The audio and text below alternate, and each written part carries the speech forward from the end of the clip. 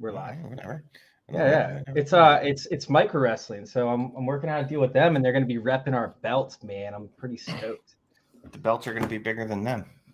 Yeah, that's the thing. So we also have mini belts, and we also have collector size belts, which are pretty much like youth size belts. So it's pretty cool. But you know what's I guess what's interesting is what happened to us last night in our fantasy league, which you're not part of right now, which is fine. I see how it is, but I got to run this by you, Shane. I have to run this by you because it's free, so bizarre. Right? It's a free league, right? No, we decided to pay into it, $15, per person towards a trophy, which you wanted to cash from it. So, yeah. So, anyways, we had you and somebody else drop out, so we were filling up teams, and I was like, hey, it's gonna be $15 a person. We need 2 people. And one person comes in, and this guy's been asking me for advice for a while now. We've been communicating on Twitter. Everything's good, right? Then he's like, oh, I got my buddy. My buddy wants to play too. Well, they come in, and they make a bunch of questionable trades, like almost immediately. Like, all right, let me give you this one, right? And is this fair or not? And Jamie, if you're watching, you can rewind to the beginning so you can hear this. Jonathan Taylor for Miles Sanders and Michael Pittman. I mean, it's not a good trade. How many starters? How many starters? I think it's 10 starters, maybe 12. It's super flex. It's 10. I think it's 10 starters. I mean, if it was like 11, I could be like, yeah, I get it. I mean, that's not a good deal. I don't know that it's bad enough to call it collusion. Yeah. No, that's why I let it happen and I let it fly. Right. It's good enough that you could say it's not collusion, but just bad enough that you could go, I think they might have talked about that. Yeah. No, it was a bad trade. So then the other one was Jalen Hurts was sent away for the 110, Kyler Murray, and Marquise Brown. Not nearly enough in a super flex. No. Right? Like it's not enough. Like yes, okay, like it wasn't a great trade. I let them both fly. Like, right? Like I didn't say anything when the trade happened, but I was like, okay, that's questionable. And then the other guy starts sending these questionable trades, right? And we're sitting there and we're all like, kind of like, what's happening? But we didn't say anything. They're probably just bad at fantasy. Let's just let them have it. Well, both guys jumped out of the league right when I said, hey, let's go ahead and get the payments in and let's get this league started so we can start drafting. Both guys just hopped out. So, yeah, it was just a questionable situation. So, we either let it fly, but I mean, honestly, like if nobody was running these teams, right? Nobody had these teams. We were talking about like how it should go back to reset to where it was before they actually came into the league and completely ruined the 2 teams that they ended up taking over. What's your take on this? I apparently the $15 was out of their range. I don't fucking understand. But would you just reset it back to before they came in? Yeah, and completely trolled our because league? Because they didn't actually. I mean, they're not part of the league. Like what they did, just reset it because they didn't pay. It's not like they played a year and then, you know what I mean? Like nothing else. They didn't trade with anyone else but themselves, right? That's what I'm saying. It just should be reset. Yeah, just reset that. It'd be different if they made. Yeah, if they made trades with other people in the league and like it affected other teams, but because it's the 2 orphan teams and clearly they were just fucking bored apparently and wanted to get into a league for like 4 minutes and jerk each other off. It was like, so bizarre. It was so bizarre. Look, if you want to jerk your buddy off, go ahead. That's fine. There's nothing wrong with that. But just again, it don't hurt other people while you're doing it. You know what I mean? So just watch where you're aiming. Where he's shooting. And don't get it in anyone's eye or anything.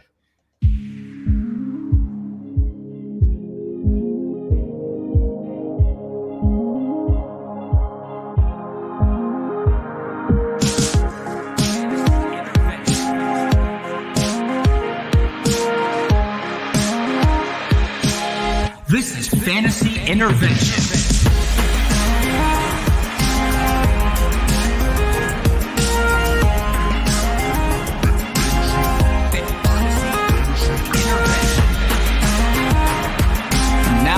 Intervene with your fantasy life, Shane Manila, Jacob Sanderson, and Chase Vernon.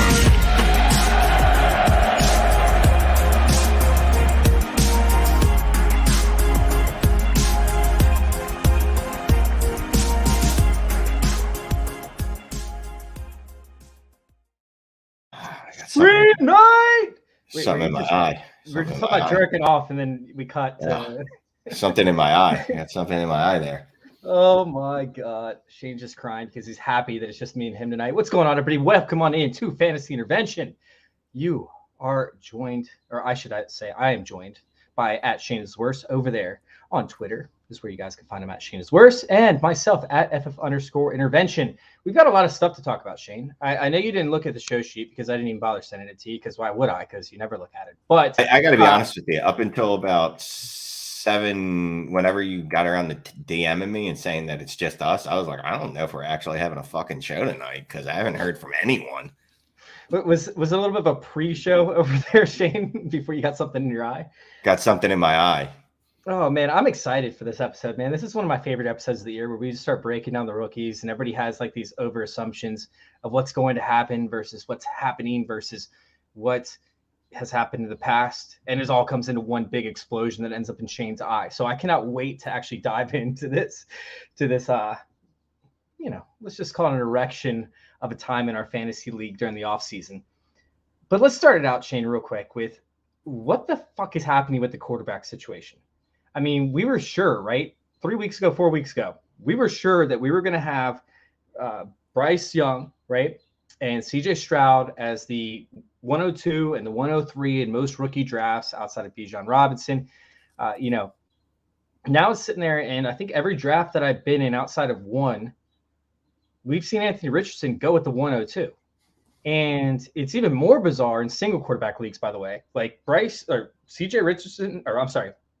Richardson is going at like the 107, and then we have Bryce Young going all the way at like the 206 or 208 in most drafts. In two quarterback leagues, I mean, they're close still, but now we're looking at CJ Stroud dropping to the 106.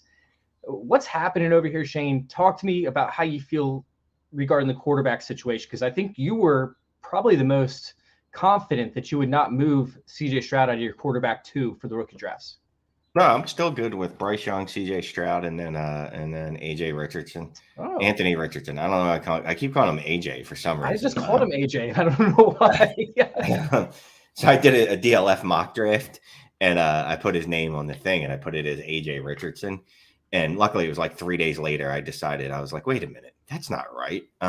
Anyway, I love the 102, 103, 104. Like it's gained strength for me. We were concerned Richardson was going to be, I don't want to say Malik Willis, but we were kind of scared. Like we've been here before where we got this hype going, and then the NFL was like, nah, that's not going to happen.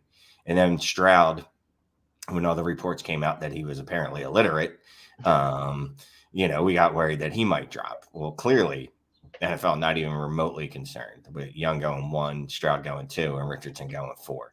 I could care less about Levis. I didn't want to draft Levis in that range anyway. So that made it easier for me to go, well, I'm still fading Levis, but I'll grab him at 110, 111, 112 if I can. So I don't think Jay is his middle initial. No, Troy. I don't know why I'm calling him AJ Richardson. I'm old, so I'm sure there probably was some AJ Richardson at some point. I definitely called him AJ Richardson right before you did, so maybe that just had something to do with it. But yeah, but no, I'm happy with how the quarterbacks, how they landed out, how things shook out. I actually drafted Richardson at 102 in the league. Now it's a league. Give you some context. Yes, it's a rebuilding-ish team, right? Definitely rebuilding. I have a couple 24 firsts, including what is presumptively the 101 or the 102. And I say that because everyone in the league makes fun of this guy for all of his trades. And I believe he traded a 108 for Sam Howell this year. So really, so here's the thing.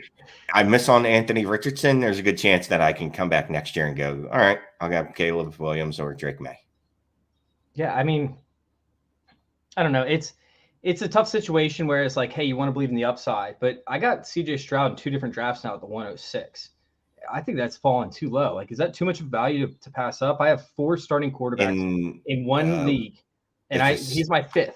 It's a single QB league? No, this is 2 quarterback league. I got him at the 106. How's he in 2 different ones, not just one, in 2 different 2 quarterback leagues. I got him at the 106 in both leagues because people are just so scared off him right now. Like, you need to people are petrified.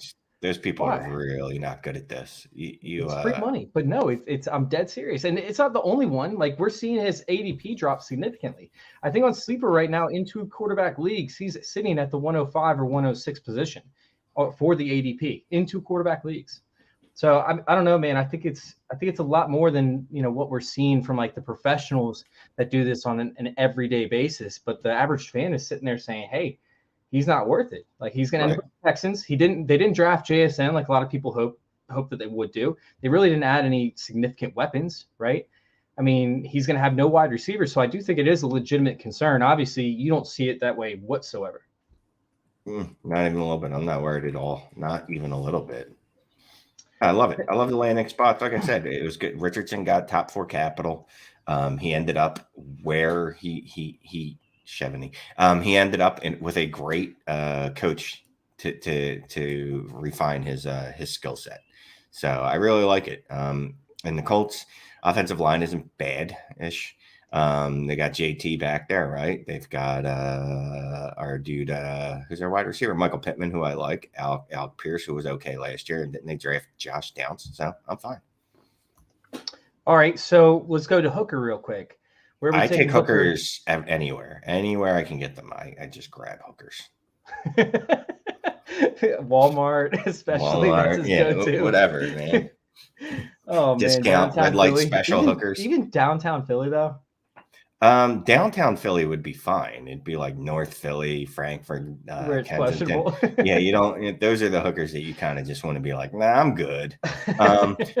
Hooker and Superflex, I've yet to find myself actually drafting him because I don't like him at all. And I get the whole, well, he's a quarterback and things could happen, but he didn't get first round draft capital. That was the only way I was going to move him up my board if I was physically forced to by the NFL. And he didn't get first round draft capital. So nope. Sure. Take him at 204 or 205. Wait, okay. All right. I was going to say 206, but you seem like you were lower than I was at it. So yeah, I mean, dude, he's in a great spot, right? He could sit behind Jared Goff for a year. They should have a solid offensive line. They should have massive amounts of weapons around him by the time he's actually starting. So I actually don't hate Hooker, but like, I don't feel like I'm forced to take him at any point. And I also feel like there's a chance that he's worth more if Jared Goff signs for one more year. At that point, you're dealing with like a 28-year-old quarterback. No, he's like can be like 26 or 27, but still, I think that he could actually be a little bit cheaper next year than what he is this year. So you might want to pass on him in terms of an early second round, late first round pick. Now, Shane, this draft to me seemed like much of the 2022 season, right? Where we expected all these magical things to happen. We're talking about all the perfect landing spots for all these players, right? JSN's going to go top 10. If not, he's going to fall to Texans and be with his college quarterback. We're going to see Zay Flowers go early to the Patriots. We're going to see this player go there. We're going to see this player to go there. But much like the 2022 college season, it definitely left you wanting more from these rookies. I feel like it hurt this class even more so than the 2022 season in some situations, such as Zach Charbonnet. So let's go ahead and talk about Charbonnet because you're somebody that loves Charbonnet. Did he fall down your draft a little bit, landing at the same spot as Kenneth Walker? How do you feel about him moving forward? Because honestly, I'm not touching him or Kenneth Walker now. And I love Kenneth Walker. So entering the NFL draft, he was my RB3 borderline 2. Like I was ready to flip him with Gibbs. Like if he would have gotten second round capital and Gibbs got second round capital. Even second round of the Seahawks? Well, that's what happened. Unfortunately, this is one of the few times that landing spots actually fucking mean something.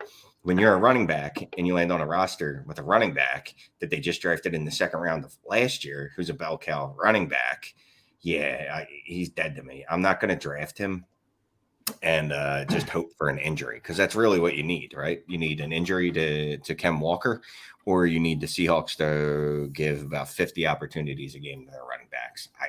That would be some kind of record, I believe. I don't know it off the top of my head, but I believe it would be. He fell down all the way to like RB 5 or 6 for me. Yeah, it's tough, man. Like I can't stand the situation. I can't stand the shared backfield, essentially. And it's kind of funny because you and Jacob always yell at me for saying that landing spot doesn't matter. And it feels like this draft has been the one exception to the rule for both you guys. Because we talked about. I'll say this. Well, the caveat to that is what I should have, and I probably should have noted this before, right? It does matter a little bit with running back because there are situations where, okay, well, it's not like a wide receiver, right? You can have 3 wide receivers on the field at any one time. Even if you have Charbonnet and the other guy on the field at the same time, Walker, like they're not going to have, first of all, they're just not going to have them both on the field at the same time. Like they are redundant assets. Whereas wide receivers, a wide receiver gets drafted to a team, he might not be the exact same prototype as the other wide receivers on the team. Well, we'll get to this question. Could Charbonnet surpass Ken Walker? Sure. Yes. I mean, I don't know how you bank on that, though. That's the problem. They invested a second rounder in Walker, gave him a ton of work last year. I know the advanced efficiency metrics weren't great for Ken Walker last year. Something tells me that Pete Carroll isn't looking at those. I just called a gut instinct. I don't think Pete Carroll's listening to JJ Zacharyason's podcast and going, you know what? JJ's right. Ken Walker wasn't very efficient. We're going to let Charbonnet take over. Could Charbonnet surpass him? Yes, because I think he's a more rounded back. He's a better pass catcher. He's not Will he? He's a better pass catcher than Ken Walker. He might run better routes, but I mean, just because Kenneth Walker hasn't seen an opportunity doesn't mean that he's not good. He's been in 2 terrible systems for this. I can't with you guys. He's fine as a pass catcher. All right, let's head up over to an actual pass catcher. Let's talk about Jahmyr Gibbs. Should we be considering Jahmyr Gibbs as a top 12 running back moving forward? Oh, I thought we already did. Should we consider Jahmyr Gibbs as a top 6 running back moving forward? Yeah. I don't know. I think before the draft, people had him around like RB15. He ended up landing with the Lions. Once again, landing spot matters. And I'm going to literally drill this episode home. Well, landing spot matters. Well, it doesn't, but it does, because we just talked about 2 players now where it matters. We haven't even gotten to 8. It didn't matter. No, if Jahmyr Gibbs could have landed on any roster, as long as they didn't already have a starting running back that was going to. Yeah, that means that landing spot matters. Stop it. It matters a little bit for running backs in specific cases, probably 20% of the cases, and you just named both of the 20%. That's 3. Is Gibbs, how is his landing spot any better? Like, I don't know that that's a great landing spot. I mean, I love it.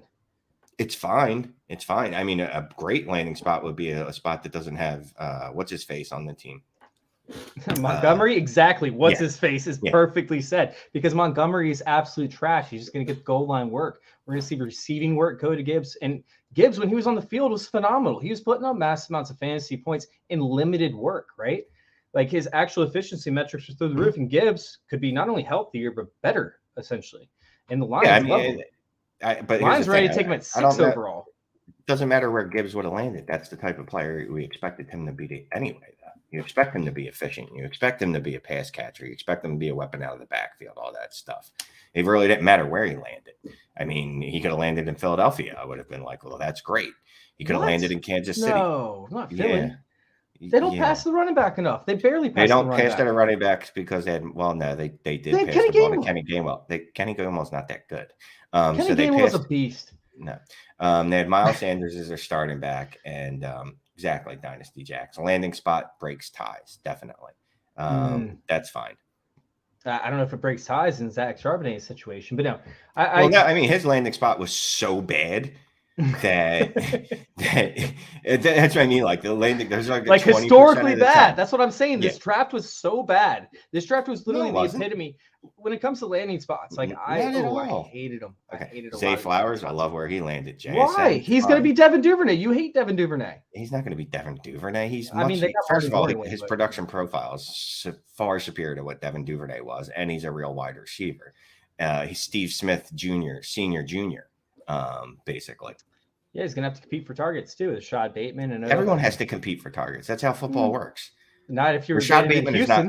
Rashad Bateman, he's okay at best. He's a wide receiver 2 on an offense. Odell Beckham was great 6 years ago. He's washed. He scored a lot of touchdowns for the Rams before he blew his knee out again. But no. Yeah, we'll see what happens. He was playing without an ACL that year, just for the record.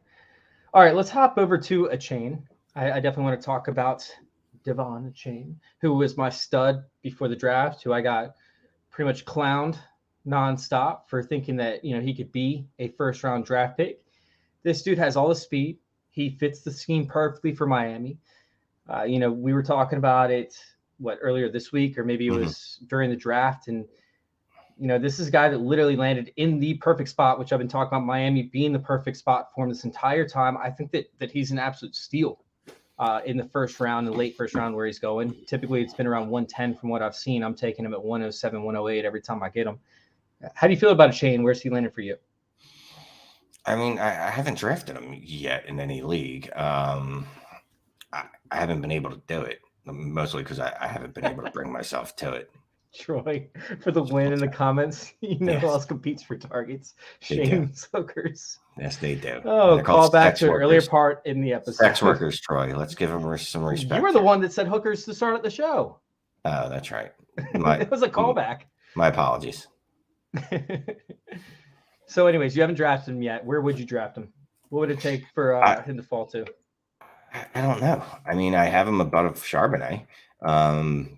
I like him. It's Quentin just Johnson? he hasn't fallen to me. I don't even like Quentin Johnson. I could see. So here's where we are, right? So say I'm in a few leagues. I'm in 28 or 30 leagues, whatever, right?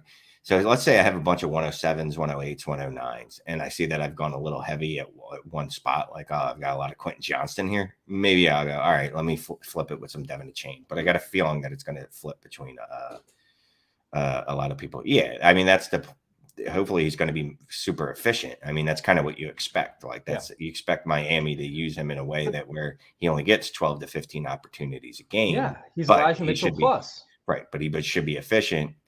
You hope that he can stay healthy due to his size. So I'm absolutely loving the Chain. Like, I am all over him in a lot of leagues.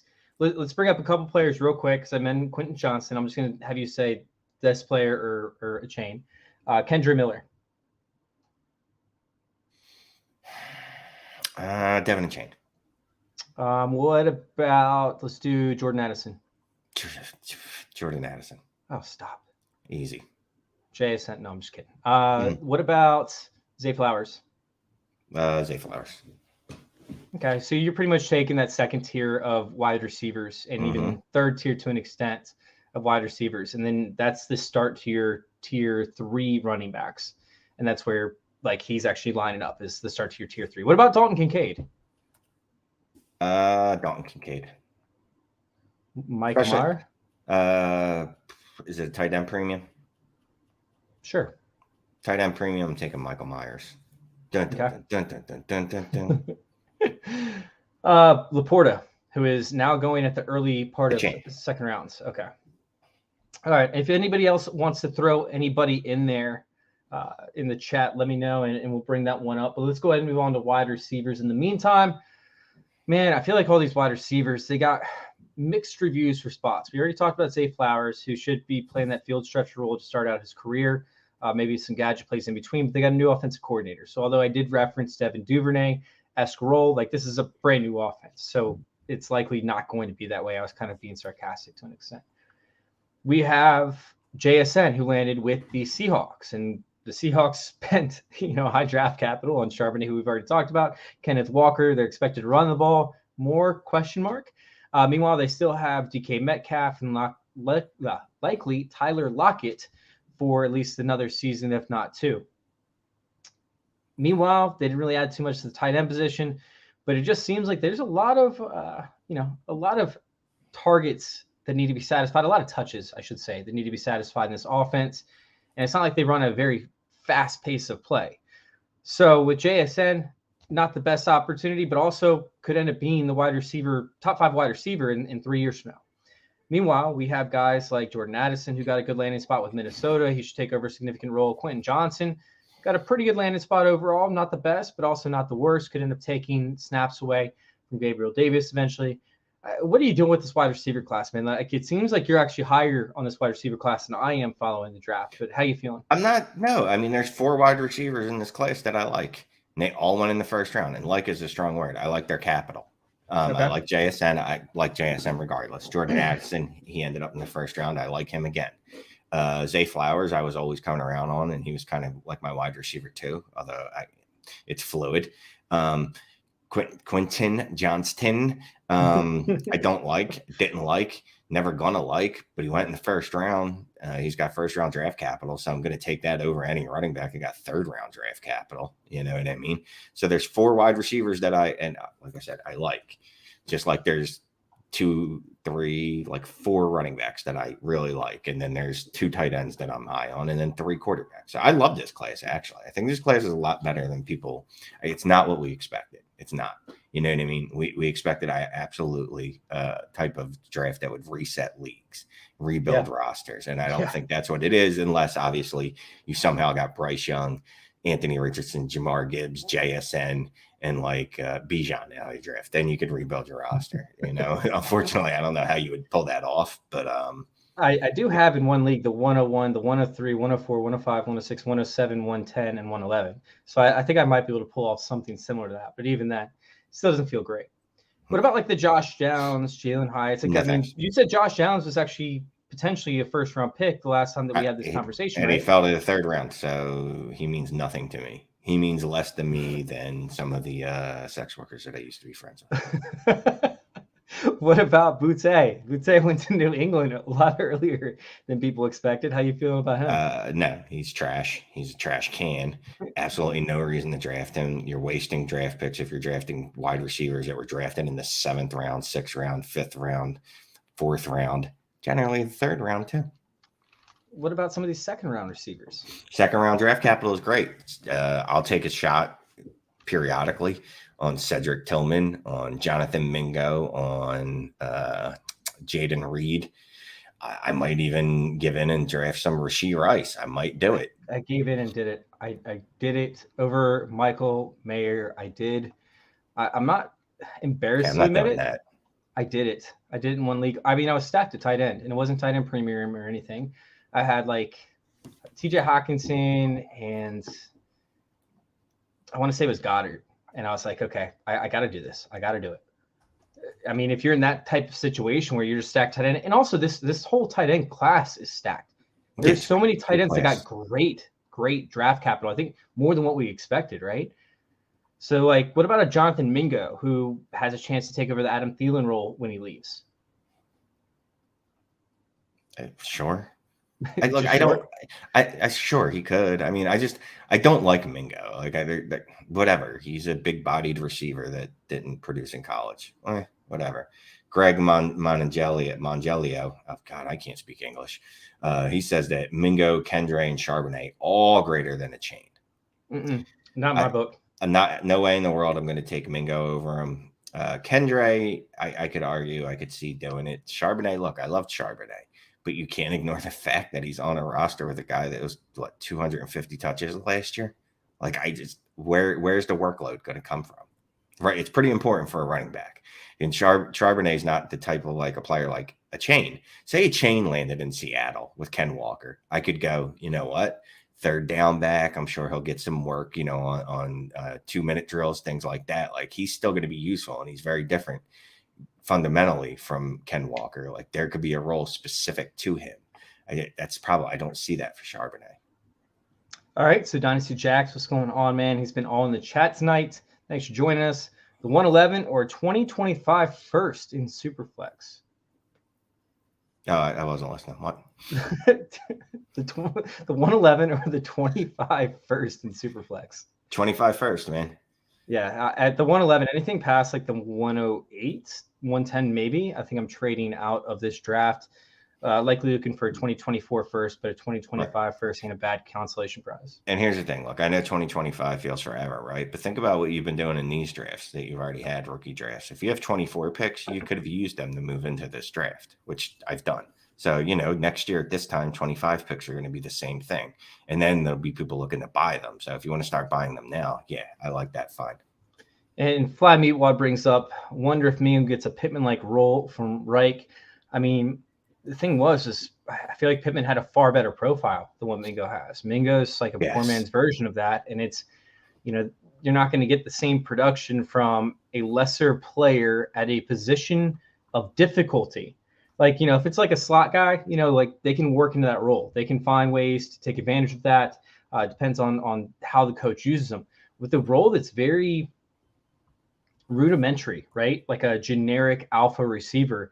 You have to be significantly more athletic or understand how to play the position a lot more than what Mingo did compared to Pittman. So sure, he could have that role, but what he does with it is probably going to be all of 600 yards on like 55 receptions, and that's not going to give you fantasy value. You're never going to know when to play him. He's going to be a roster clog is what he's going to be. That's basically it. Look, I got blowback on this because I do this all the time. I go, look at draft capital. Draft capital tells you a lot, right? And people get mad at me. They're like, oh, it's just one data point. Well, it's the most predictive data point. You know what I mean? There's a reason, like, the first thing I go to is draft capital when people start going, oh, I love this 3rd round wide receiver. I love this 4th round wide receiver. And they're like, remember Terry McLaurin? I think he was 3rd round. Remember Stephon Diggs? And you're like, dude, you're remembering the one out of literally 70 players that were drafted in that range. Like, and that's the thing. Like, if there's reason to drill down further, like I will. But when I can look at a list of going, all right, well, here's 70 3rd round wide receivers that were drafted in the past 20 years, and 5 of them were useful, it's predictive enough. I don't need to drill down and add another filter to it.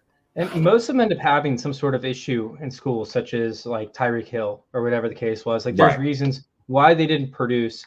And when you do drill down, you do find that guy. That's great. But honestly, it's going to take like a mad scientist in many cases to be able to drill down that far and figure out who those guys are. And if you end up buying into them, great. If not, hey, guess what? You're going to be one of 11 other people that didn't end up drafting them. So it's not that big of a disadvantage. All right. I did want to bring up one more person, Marvin Mims. I believe that was, he went to Denver, right? So Jerry Jeudy ends up not getting traded. Marvin Mims ends up being in somewhat of a crowded backfield. A lot of people are predicting that he actually beats out Tim Patrick for that 3rd wide receiver job. He's more of a speedster, right? Like he's what they wanted Ken Hamlin to be, but obviously Ken Hamlin can't stay healthy. So I think that Marvin Mims does have a path to success, 2nd round draft capital. Is this a guy that you could see yourself taking? Because right now he's going to the back end of 2nd rounds, and I think he could end up being a little bit of a surprise, similar to what we saw with Jahan Dotson early on, right after rookie drafts. But Marvin Mims, my friend. I like Marvin Mims. I like Marvin Mims a lot. He's got 3rd round draft capital, right?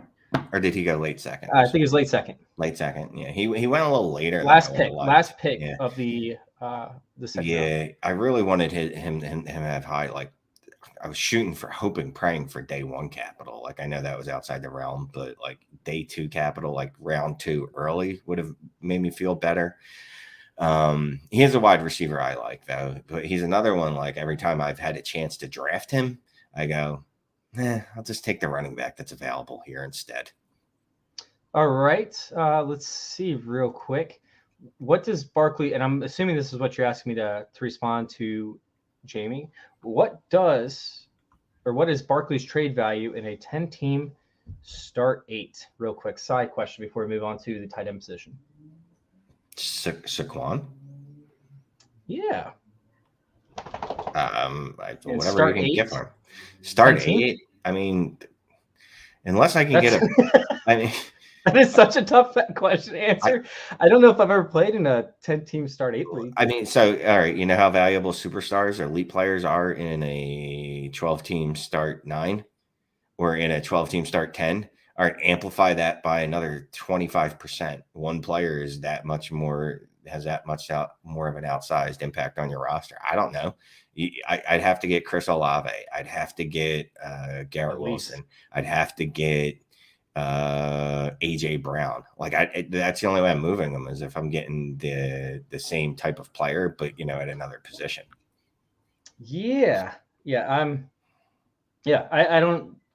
I think at that point, like you have to put them into the superstar tiers, and that's what it is. All right, let's move on to this tight end position. So the tight end, it's flooded, right? Like the whole draft capital ended up completely flooding this market. What we thought was going to happen in the 2nd round with wide receivers ended up happening with tight ends. That leads me to the question, is Dalton Kincaid getting too much hype given the usage that Dawson Knox has seen over the history of his career with the Bills? Like even if he ends up, moving on after this year, right? It's not like Dawson Knox has had a significant role in this offense outside of touchdowns. That's a big argument with Dawson Knox. Isn't there a possibility that's the only thing that happens with Dalton Kincaid? Oh, there's 100% chance that's the only thing that happens. Well, there's not 100% chance. There's a 50-50 chance, but I personally don't think that's what it is. I think he's going to be their giant slot receiver.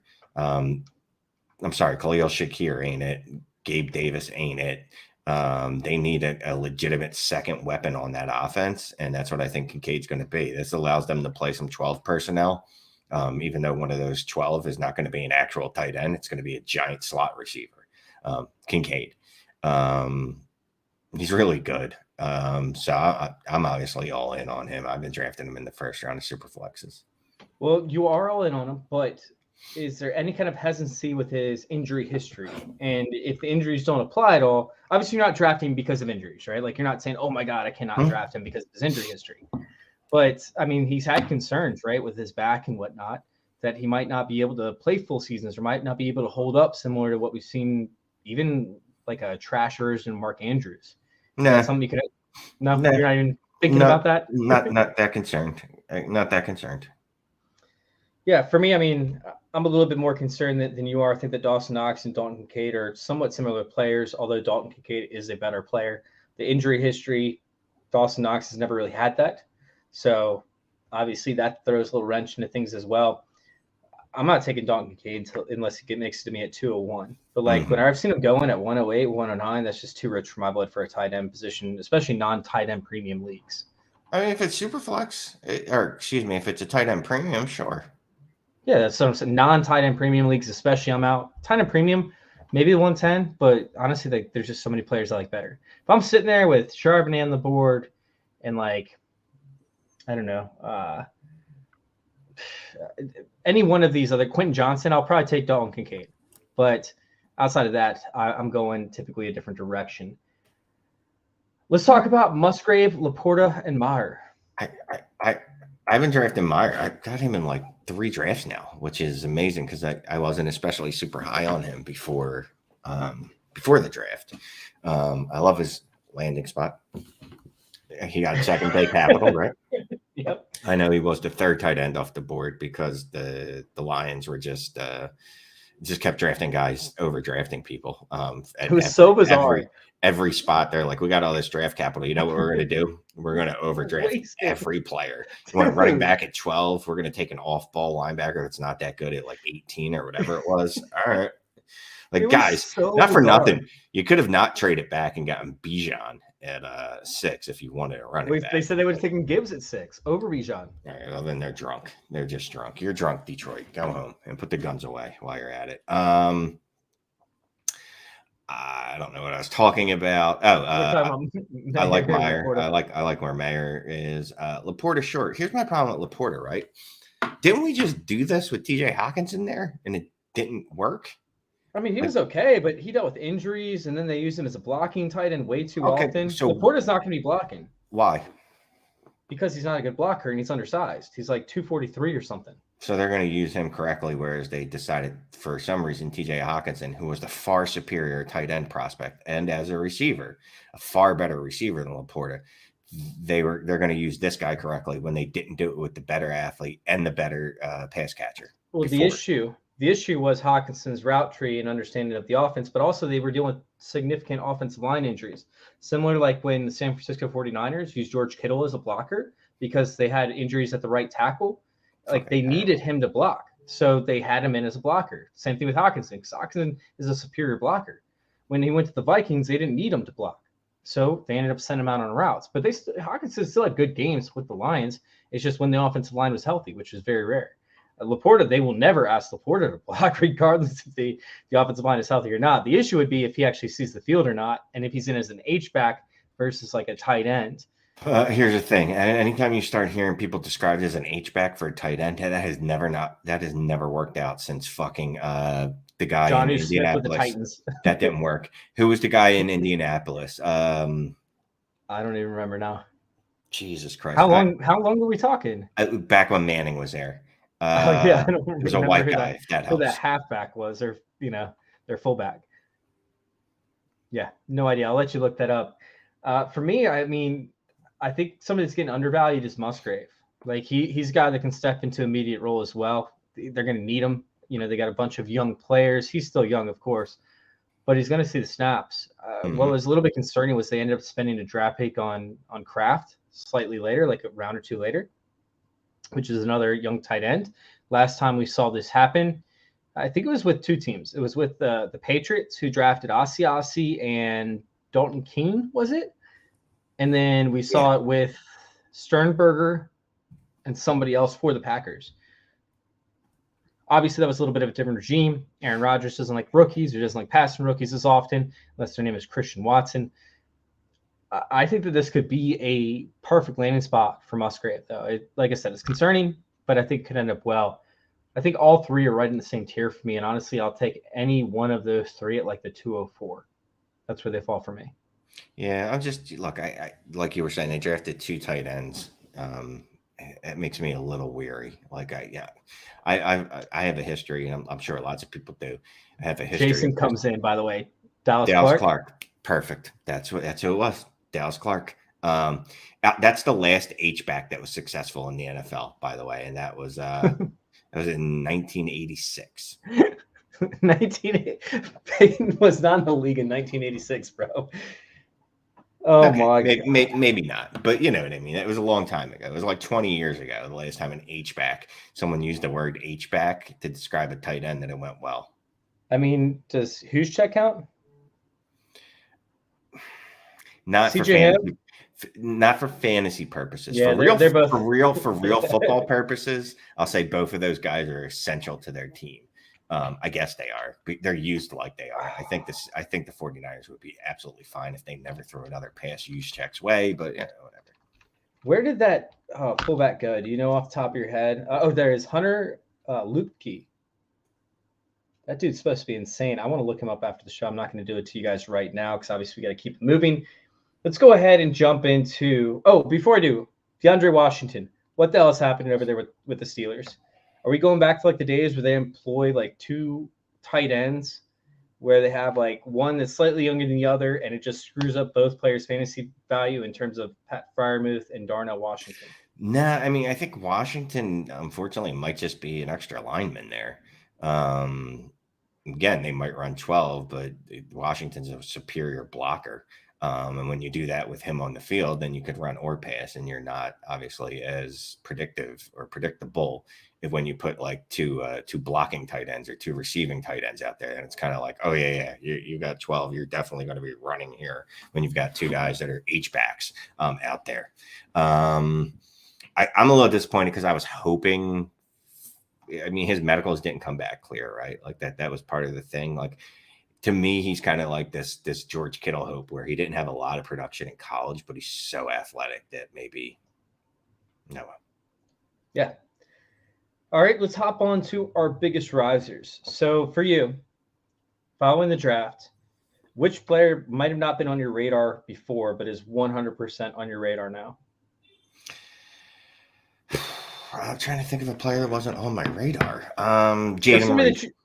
Jaden Reed? Yeah, Jaden Reed. Like over to the Packers? Yeah, and I read about him a little, and I wasn't that interested in him because this guy's not getting drafted until round 3, round 4. He's got second round draft capital. I'm like, well, now I got to kind of pay attention to him. You know what I mean? And he's going to a team where I don't think Christian Watson's ever going to be a guy that's like a 25 to 30% target share type of guy. I just don't think that's he'll see high value targets. Right. So that role could exist on that team. That I think Reed definitely is the guy that he really wasn't on my radar at all. Yeah, Marvin Mims was a candidate there. I knew about him. I didn't really like his play style and whatnot, but it makes sense with the offense he's in. We've seen Sean Payton do stuff with guys that are his size, with his speed, with his profile in terms of deep targets. We've seen it year after year after year where he just turns these guys that we didn't think had any chance of making it there into somebody that's actually a fantasy asset. So he's somebody that I'm almost hyper focused on to an extent. And then Rashee Rice has made me double think my scouting process by going to the Chiefs. I mean, if there was any guy that 6 foot, what is he, 100 or 215 pounds or 210 pounds, something along those lines. There's a guy that could be an alpha there that could take over the Juju Smith-Schuster role. Year one, it's Rashee Rice. I'm 100% okay with taking him in the early second round. And before, I wouldn't have taken him if he was a third round pick. So that's my guy over there. Well, yeah, here's my problem with Rashee Rice. Sky Moore burned me worse than any hooker that I've ever been with in my life. So why does this show keep on going back to hookers? So I'm completely out on Rashee Rice. I guess I shouldn't be.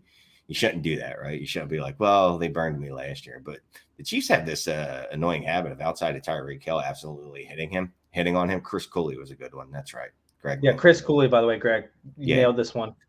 Washington. And I should have known that. Chris Cooley was. Yeah. He wasn't in Dallas Clark's level. And Dallas Clark did it longer.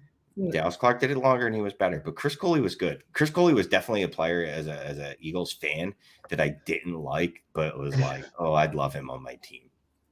Oh man, I can't. And then Chig. Yeah, and I don't. He's not there yet. Yeah, that's the thing. I didn't even tell you. Oh, you what? So you know how you're sitting there calling BS, like saying I can't move these third or fourth round tight ends for second round picks. I might be able to do it for another third. I moved Chig Conquo yesterday for the 201, and then I had to add in my 301. Just saying, bro. I'm telling you, these people go crazy for these third round tight ends. I love drafting tight ends in the third round. It's like my favorite thing to do. I flip them every single year. Darren Bellinger, I don't care who it is. I'm taking them all. Give them to me. Go for it. The return is great. Look, I don't play in leagues where I can typically flip tight ends for anything. You know what I mean? I just don't. So, but look, that's part of knowing your league. Know your league's economy. You should know your league's economy. If you know you're in a league, and that you know that they're going to value tight ends that break up just a little bit, like, dude, yeah, buy them. All right, Marvin Mims stock up. Remember who drafted Brandon Cooks? That's a perfect example of who I was talking about. I think Henderson was another guy that ended up gaining value immediately after his rookie season. I mean, there's just so many different examples where Marvin Mims can actually benefit from being in the Sean Payton offense, and I absolutely love it. All he's going to need to do, Marvin Mims will increase value if he catches 40 balls for 600 yards. He will increase in value. Here's what's going to be fun for Marvin Mims is when they move Cortland Sutton. That's what I'm saying. Your Marvin Mims stock is going to sky. Yeah, because people are going to be like, oh, now he doesn't have competition. And back of your head, you're like, well, he was always going to move into at least that 2 role on the team because Cortland Sutton just isn't that good. That's why he's my number one riser. I can't get off. I'm taking him in the early second round pretty often when there's not a good running back available. I'm taking him. All right, what's the biggest faller for you thus far? Is it even close? Zach Charbonnet. It's Zach Charbonnet. Yeah, 100%. I mean, look, again, this is a guy that I was ready to move to running back too. I just needed any excuse to do it. You know what I mean? If he would have gotten drafted a pick after Gibbs, well, obviously not after Gibbs gets overdrafted, and not to a backfield with a bell cow already in place, he was going to be my 2. And now he's a guy that and I know I should be trying to draft on talent, but at running back, it's a shorter lifespan too. You know what I mean? He's in a situation where unless Ken Walker gets hurt, I just don't see how he becomes an elite production. What's the word I'm looking for? How he is elite, how he ends up being elite. Yeah, it's out there for me. I can't see it. I didn't really like him to start out with. I just thought he was okay. And you hated me for that, but it is what it is. I guess for me, it's got to be Zach Charbonnet, but I can't even think of anybody that I could compare it to be honest. I mean, there's a couple of receivers that fell. I think Josh Downs is somebody that we got to discuss, in terms of faller, because he had first round capital. Now he's going into late second round, but he still has an opportunity, right, for touches. He's got to compete with Isaiah McKenzie as a slot receiver for a young quarterback who's going to need to check down from time to time, although he's not accurate while checking down to that area of the field. I think that there's still a possibility that he gets work and he sees a high level of efficiency because people are worried about a rushing quarterback. Who are we talking about? Downs. Shane. Josh Downs? Yeah. I don't like Josh Downs. He was drafted in the 3rd round. I don't care about Josh Downs. Oh my God. Well, he's one of the biggest fallers for me pre-draft. As he should be. No, because he was a guy, him and Hyatt were both guys that, I had on the cusp of the 1st round, back of the 1st round and rookie juniors. And that was with the assumption that, well, one of them might get 1st round draft capital and one of them should get second round draft capital. Just didn't happen. You know what I mean? So it is what it is. I'm sure they'll be useful members of society and useful members of their real football team. And they will put up many seasons where they go for, 70 or 65 and 800 yards. And you're like, if they could just increase their target share by like 4%, then they could be a wide receiver too. And you're just going to be telling yourself that every year until they retire. All right. So let's go on to our sneaky values of the draft. Is there a player that you have in mind that you think is an absolute steal at their position, typically in the late 2nd, early 3rd round of drafts? There's really not. I don't know how to put it nicely. Like I'm liking Tajay Spears at the end of the 2nd. He seems to be falling because people are afraid of the fact that he has no Achilles, ACLs. No, he has Achilles. He doesn't have ACLs. Different things. Very different things.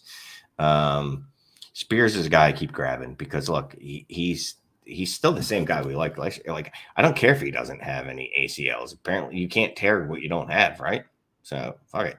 I'm still grabbing Spears. He's a guy that a lot of people liked towards the top of the 2nd round, and now we're going back to the in a spot where people are letting him drop to the late 2nd.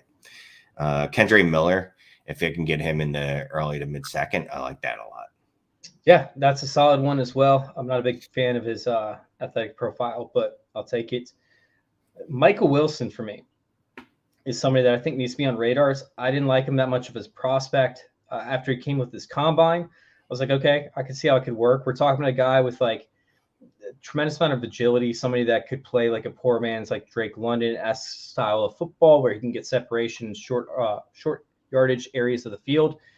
But the bigger thing is DeAndre Hopkins, who's looking more and more like he's going to stay, is going to need an eventual replacement on the outside. I think that could be Michael Williams, somebody that you could see taking over a significant role on this offense.